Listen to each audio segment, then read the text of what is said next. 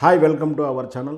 LK Advani గారికి Bharat Ratna award ఇస్తున్నట్టు ఈరోజు భారత ప్రధాని నరేంద్ర మోడీ ట్వీట్ చేయడంతో యావత్తు ఆసేతు హిమాచలం అంతా కూడా చాలా హర్షం వ్యక్తం చేస్తుంది, ఆనందాన్ని వ్యక్తం చేస్తుంది.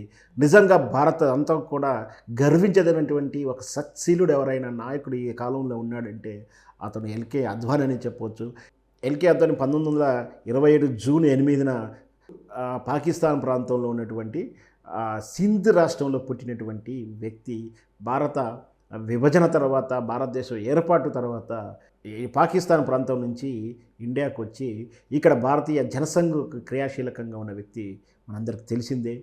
భారతీయ జనతా పార్టీని ఏర్పరచడంలో గాను, భారతీయ జనతా పార్టీ రాజకీయంగా ఎదగడంలో కానీ ఎల్కే అద్వానీ చేసిన కృషి అసామాన్యమైనది.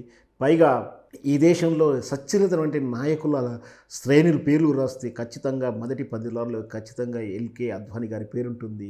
అంత మంచి క్రెడిబిలిటీ ఉండే నాయకునికి ఈ దేశం భారత రత్న ఇచ్చి సత్కరించడం నిజంగా కూడా అది అందరికీ కూడా మన గర్వకారణమే.